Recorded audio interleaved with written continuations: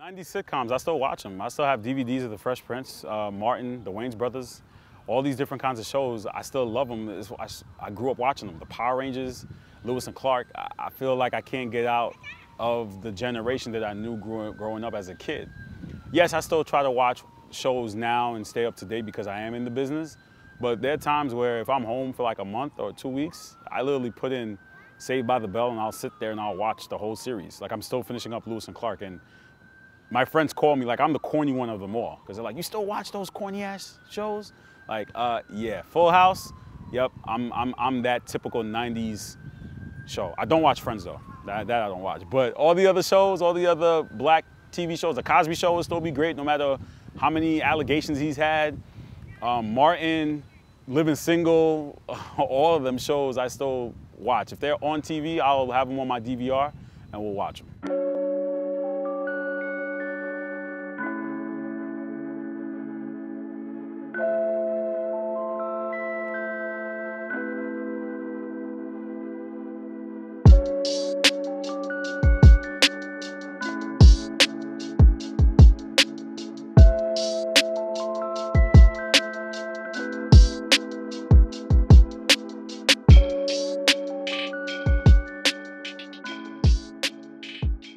My name is Coulanges, and I'm a full-time professor at Suffolk Community College in Selden, New York, teaching radio and television. I became a sports fan from my dad, actually more basketball, because he was watching triple headers on NBC. And as a kid in the 90s, that's what I used to do too. So my dad was in the living room watching Knicks games and Pacer games and Bulls games. I was right there with him on the side. The whole Celtic thing started though because of Paul Pierce. So in the 90s, you don't really understand what teams mean or what it is to be a fan, and I was never rooting with my dad. So yes, I was a Jordan fan, and as a kid you go, yeah, go Bulls. And then when Jordan left the league in '98, I was like, you know, I wasn't really trying to get a team, but then I saw Paul Pierce and Antoine Walker. And I was like, wow, these guys are really, really good. And I'm like, these guys are really, really good. And it really clicked in 2002 when they had their little mini run. And I know the East was really bad at that time, but then something just clicked with Paul Pierce and Antoine Walker, and I said to myself, these guys are amazing. And then they had the 24-point comeback or 20-point comeback against the Nets in one of the games. And the rest is pretty much history after that.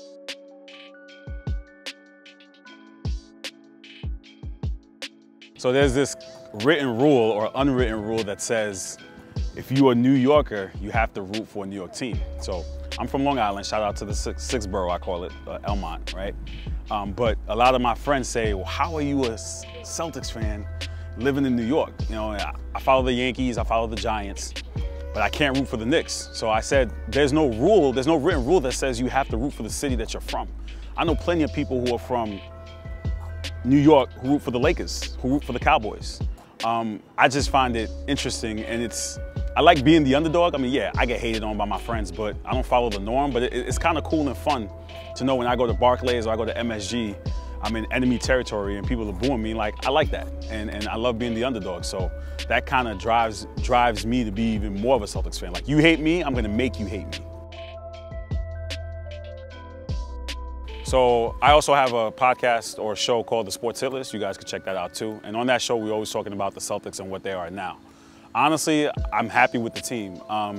There's a love-hate relationship with Danny Ainge. There are a lot of stuff he's done to me in the past I've hated, like when he traded Antoine Walker. I'll never forget that one. But what he's done so far over the last five or 6 years has been great for the team.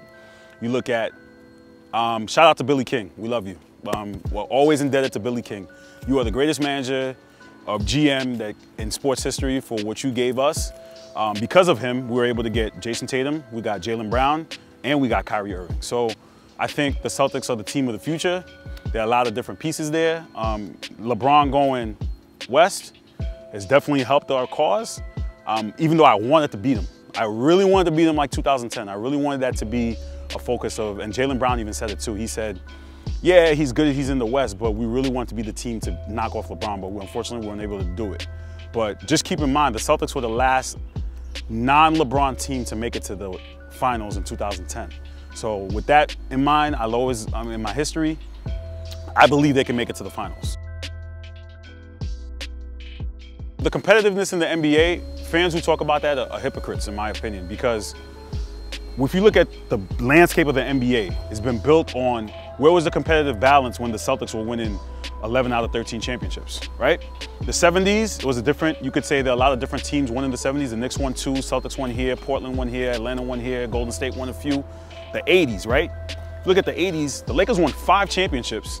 The Celtics won 3, Pistons won 1, and then I think the 76ers won 1. Where was the competitive balance there? So it was the same teams that were competing in the NBA Finals every year. The Lakers and the Celtics met 3 times in that Finals.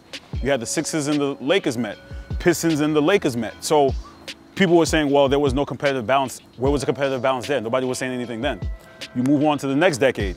You move on to the 90s. The Bulls won 6 championships. And then you think about the Detroit won 1, and then you have Detroit won 1, the Spurs won 1, and then Houston won 2. So where was the competitive balance when Jordan was winning 6 championships in 8 years? Nobody had to complain about it then, right? Yes, you had your teams that were still competitive. The Knicks were competitive, the Rockets were competitive. Every year in the West, there was a different team in the finals. So clearly there was a competitive balance there, right? Okay. We move on to the following decade after that. The Lakers and the Spurs, how many championships did they combine for within that decade? Since Jordan retired, they combined for 10 championships.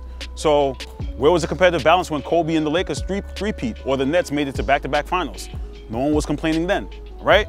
Celtics got 1, Pistons got 1, Miami got 1. Then you move on to the following decade where, okay, the Warriors have made it to the finals, and I get it. The Warriors and the Cavs have made it to the finals for 4 straight years. That's probably not gonna happen again. So if people are talking about that competitive balance, I understand that, you know, the Celtics, I understand that there wasn't really another team in the Eastern Conference to compete, but at this point now, I still think people still watch it. So in order for us to get away from being competitive, someone has to beat the Warriors. And if it's gonna be themselves, but I still think the game is good enough that people still watch it. So we have to stop getting in the stigma of complaining that, oh, the NBA isn't as competitive. If it's not that competitive, stop watching. You know, so everyone sits here and complains about the NBA being non-competitive. Don't watch. It's simple. It's just like with the NFL. People decide not to watch. Don't watch the product. Don't complain about it and then turn on your TV, oh, I gotta watch the game tonight. Just simple. You don't like the product, it's simple. Take your remote, turn the TV off, don't get any updates, and that's it.